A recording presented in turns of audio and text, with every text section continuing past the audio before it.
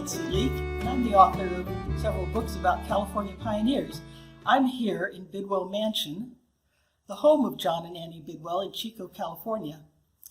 This is where they entertained many guests, and maybe you've visited the mansion too, or maybe you're about to. I'm standing in the library, which is the right place for me because I'm a librarian, although I'm retired now, so I have plenty of time to read and to write books. Today, I'm going to read you my book, John and Annie Bidwell, the long and the short of it. And as I read it, you'll find out why I called it that. John and Annie Bidwell, the long and the short of it. Written by Nancy Leake, illustrated by Steve Frashad. The history of California lies like a map before me. Somewhat confused it may be, but I have seen it all. John Bidwell. John Bidwell was a tall man. In a time when the average man stood 5 feet 7 inches, he was 6 feet tall.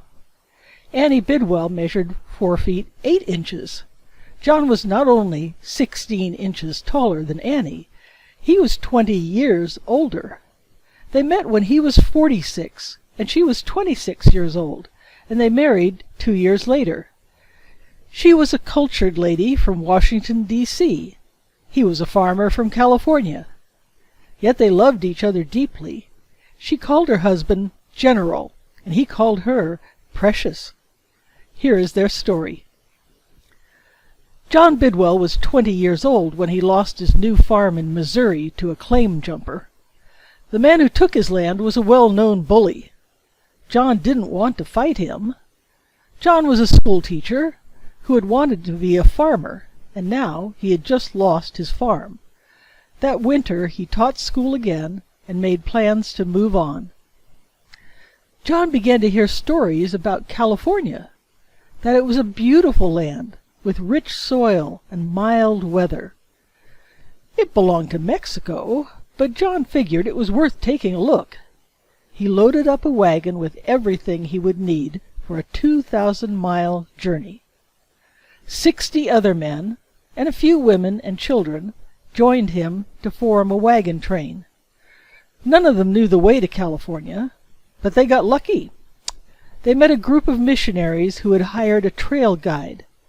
Thomas, Broken Hand Fitzpatrick, had roamed all over the West. He could take them along the Oregon Trail most of the way to California. On the way, they saw prairies, mountains, rivers, and deserts. They escaped a tornado, met Indians, and hunted buffalo. Day after day, they hitched up their teams, traveled a few miles, and then camped for the night. At Soda Springs, John Bidwell and his friends left the Oregon Trail. They said goodbye to Fitzpatrick and the missionaries. Fitzpatrick warned them that they were heading into unknown territory. They might die of thirst in the desert or be trapped by snow in the mountains. Half of the people in the wagon train decided to go to Oregon instead. But John Bidwell was determined to go to California, and so were 31 other men. They headed south toward the Great Salt Lake. The only woman in the group was Nancy Kelsey, who carried her little girl Anne in her arms. As they traveled along in the August heat, John Bidwell and his friend, Jimmy John, saw mountains nearby capped with snow. "Let's go get some snow," they said. It was a long walk and a hard climb to get to the snow. At night they crawled into the bushes to sleep. In the morning they saw they had been sleeping in the den of a grizzly bear. Luckily the bear was not at home. John and Jimmy slid down the side of the mountain on the snow and mud. Then they trudged back to the camp. Their worried friends were surprised to see John pull a chunk of ice out of his pocket. "We've been to the snow," he said. Thomas Fitzpatrick told them that their only hope of crossing the desert was to find Mary's River. If they didn't find it, they would die in the desert. After passing the Great Salt Lake, they abandoned their wagons. The weary oxen could no longer drag them through the sand.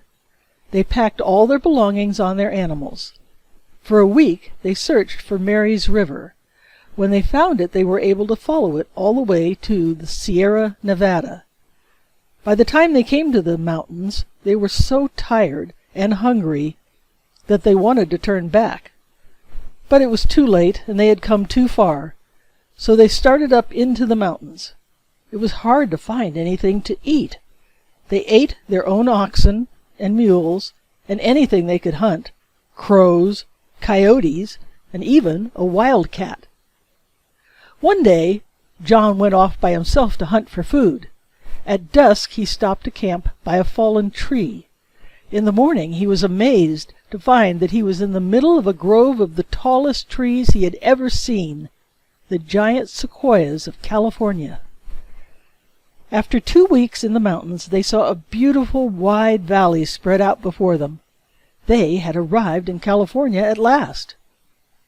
California was part of Mexico, so John had to go to San Jose to get permission to stay. In San Jose he spent 3 days in jail until he was able to get his passport signed by General Vallejo. With his passport in his pack, John rode through the November rain to John Sutter's ranch on the Sacramento River. Sutter was happy to hire a man like John Bidwell to help him run his business. The 1840s were busy years for John Bidwell. He worked for John Sutter, he surveyed land, and he drew maps for ranchers all over California. All the time he kept looking for a place of his own. Fort Ross. Sutter bought Fort Ross from Russians. He sent John Bidwell there in 1842 to take it apart and ship everything to Sutter's fort. Chico. In 1843, John went looking for 2 stolen horses. He found them at Chico Creek. When he saw Chico's tall grass and clear streams, he knew this was the place for him. Sonoma. In 1846, Americans raised the bear flag at Sonoma. John joined the California Battalion and fought in the Mexican War. Mission San Luis Rey. During the Mexican War, he trained Mission Indians as soldiers. Coloma. In 1847, he wrote a contract for James Marshall to build a sawmill for Sutter at Coloma, where Marshall later discovered gold. One day in 1848, Sutter called John into his office. He said, "John, I want you to look at something that James Marshall found." Marshall was building a sawmill for Sutter on the American River at Coloma. Near the mill he found sparkling bits of yellow metal. "Do you think it's gold?" asked Sutter. "Yes, I do," said John. John thought about the rivers that flowed out of the mountains. If there was gold in the American River, then why not gold in the Feather River, near where he lived? He gathered some friends and they went looking for gold. They struck it rich on a bank of the river that became known as Bidwell's Bar. The news of gold in California spread around the world. The California gold rush was on. People came from everywhere hoping to get rich. Many of them came to Bidwell's Bar. John opened a store to sell food and mining tools to them. With the money he earned, he bought Rancho Chico. He was going to be a farmer again, in a big way. The gold seekers wanted California to be part of the United States. John went with other men to Washington, D.C. They asked Congress to make California a state. On September 9, 1850, John stood by President Fillmore as he signed the bill admitting California to the Union. Carrying the precious admission papers, John boarded a steamship for the trip to California. He was worried that the papers might be stolen, so he gave them to Miss Helen Crosby. She carried them inside her umbrella as they crossed the Isthmus of Panama. On October 18th, the steamship sailed into San Francisco Bay. Helen Crosby was the first down the gangway with the papers in her hand. California was the 31st state. The people of San Francisco celebrated all night long with bonfires, bands, and booming cannons. Back at Rancho Chico, John Bidwell had big plans. He knew that just about anything would grow in California. He raised cattle, horses, and pigs.